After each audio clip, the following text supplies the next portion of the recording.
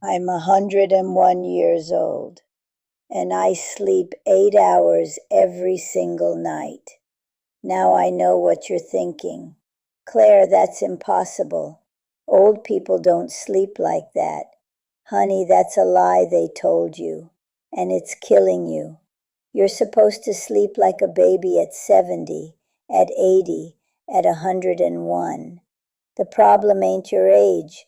The problem is what you're doing wrong. And I'm going to tell you everything. How I live my nights. Why I wake up rested. Why my brain still works at 101, while folks half my age can't remember where they put their keys. But first, let me tell you about my friend Harold. Harold was a good man, hard-working, retired at 65 with a nice pension. Should have had 20, 30 good years ahead of him, but Harold had a habit. Every night, 9 o'clock, Harold sat down to a big dinner.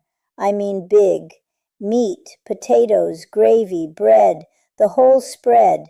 His wife Lucille cooked like she was feeding a farm, and Harold ate like he was working one. Then he'd lay down at 10 and stare at the ceiling. Harold hadn't slept through the night in 20 years. Up at 2, up at 4, up at 5, every single night. Exhausted all day, grumpy, snapping at Lucille. Couldn't think straight. Doctors gave him pills. Pills made him groggy but didn't fix nothing. One day I said, "Harold, when do you eat dinner?"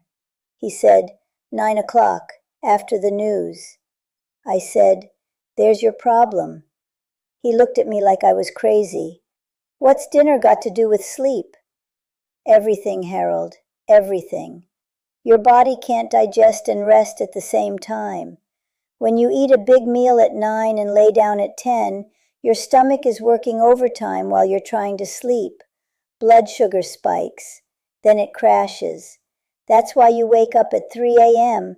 every night, like clockwork." Harold didn't listen.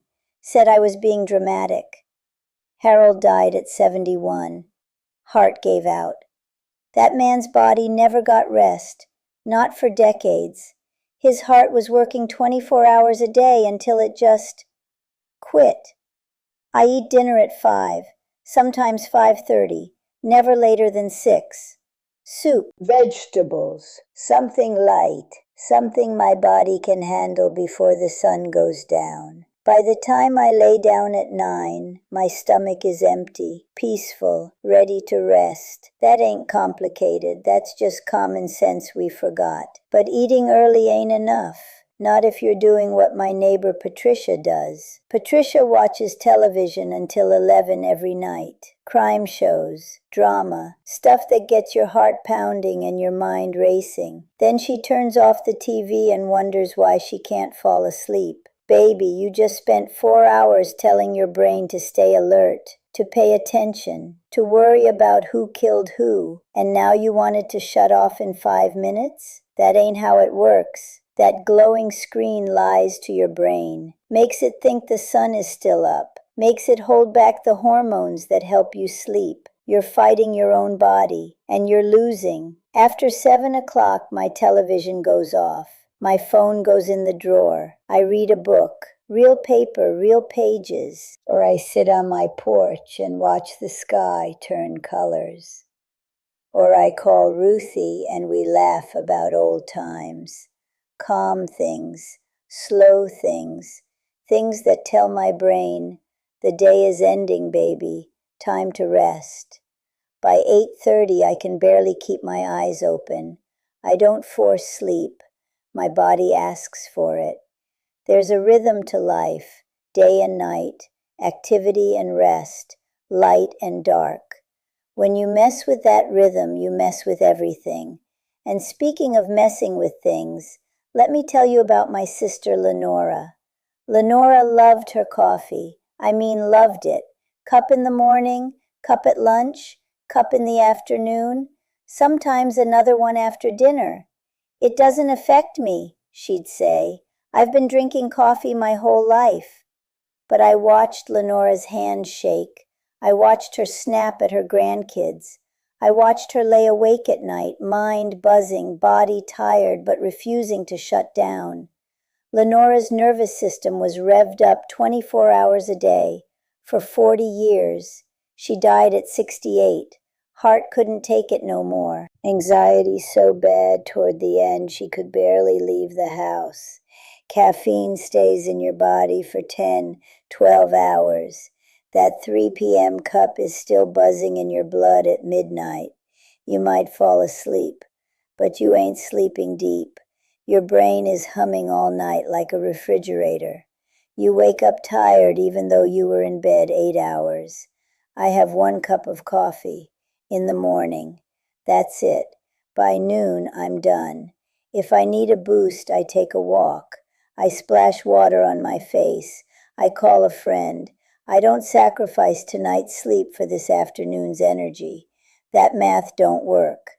Now, around 8 o'clock every night, I pour myself a small glass of tart cherry juice. I know I've told you about this before, but I'm going to say it again because it's that important. Cherries have natural melatonin, not the synthetic stuff they put in pills, the real thing, the way God made it. I sip it slow, let my body know, sleep is coming, we're winding down. I've done this for 30 years. Meanwhile, my neighbor Gladys was popping sleeping pills every night for 25 years. Doctor said they were safe. Doctor said she needed them. By 80, Gladys couldn't remember her granddaughter's name. By 84, she looked at me, 22 years of living next door to each other, and said, "I'm sorry, do I know you?" Those pills didn't give her sleep. They stole her mind. I'll take my cherries. The last thing I'll tell you is this. I go to bed at 9 o'clock every single night. Not around 9. Not whenever I'm tired. 9 o'clock. Weekdays, weekends, holidays, don't matter. My body has a clock. Your body has a clock too. When you respect that clock, same time every night, same time every morning, it learns. It starts winding down automatically, releasing the right hormones at the right time. But when you stay up until midnight on Saturday and try to sleep at 9 on Monday, you broke your clock. You confused it, and now it don't trust you. I wake up at 5 a.m. every morning without an alarm. My body knows. That ain't luck. That's consistency. That's discipline. That's treating your body like it matters. My husband Henry used to say, "Claire, you go to bed like a farmer." I'd tell him, "Henry, farmers live long, and they sleep good. What's your point?" He'd laugh, but he knew I was right. I'm 101 years old, 8 hours every night, wake up rested, brain still sharp, body still moves. Harold's gone, Patricia's popping pills, Lenora's buried, Gladys forgot everybody she ever loved. I'm still here. This ain't about some magic trick. This ain't about expensive gadgets or miracle supplements.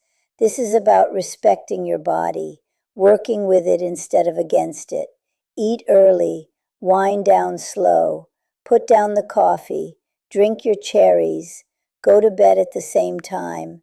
Simple stuff, old stuff, stuff our grandparents knew before we got too smart for our own good. Your body wants to sleep. It's begging you. Stop fighting it. Just let it rest. Now tell me in the comments, what's been keeping you up? Be honest with yourself. That's where the healing starts. And if you want more, how I keep my brain sharp, why pills are poison, what I drink every morning, I got videos on all of it. Go watch them. Your body will thank you. Now if you'll excuse me, it's getting close to 9, and my pillow's been waiting all